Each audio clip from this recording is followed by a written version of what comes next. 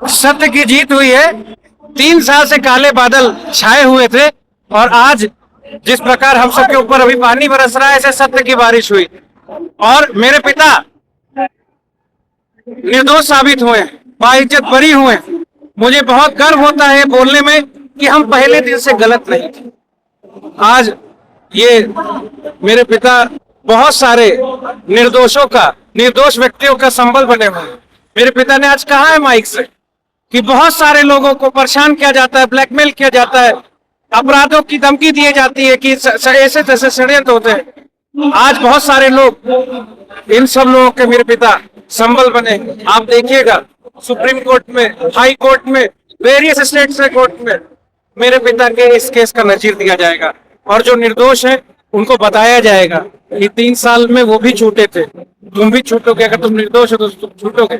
ये आशा बनेंगे पापा मेरे पिता, उनका विश्वास बनेंगे।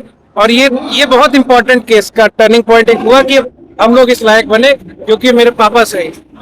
लेकिन जिस तरीके से अभी आपके पिताजी ने कहा कि निर्दोषों को इस धाराओं में फंसा दिया जाता है, तो क्या आने वाले दिन में प्रदीप गुप्ता सिंह इसका कोई अभियान चलाएंगे या कोई मांग करेंगे? ये दुरुपयोग किस तरीके से होंगे? देखिए, कानून की अपनी व्यवस्था है, रूल ऑफ लॉ है, उसका कई लोग फायदा उठाकर अपना अपना मकसद साधने के लिए एक समस्या पैदा करते हैं। हमारे साथ भी समस्या पैदा की गई थी। समस्या हमारी नहीं थी, हमारा इम्तिहान लिया गया था, इस इम्तिहान में हम जीते। और ऐसे बहुत सारे लोग पूरे भारत में, उत्तर प्रदेश में, हमारे अपने जिले में लोग हैं जिनको कई लोग धमकी देकर अपना काम निकाल रहे। कोई जमीन लिखा रहा है, कोई मकान लिखा रहा है और धमकियां दे रहा है कि मुकदमे में फंसा देगा। और ये इसके प्रति जागरूकता लोगों में आनी चाहिए। हमें 3 साल लगा, इस कलंक को मिटाने में 3 साल लगा। हम हर उस कमजोर व्यक्ति के साथ है जिसको ऐसे फर्जी मुकदमे में फंसाया जाता है। हम उनकी साहस, उनकी ताकत और उनकी हिम्मत बनने को तैयार। तो जिस तरीके से नेताजी को सांसद पद से हटाया गया था, जिस तरीके से, तो आने वाले दिन में क्या आप वो इलेक्शन लड़ेंगे और फिर से संसद में जाएंगे? अब पापा मेरे वाले सदन में आना ही नहीं चाहते।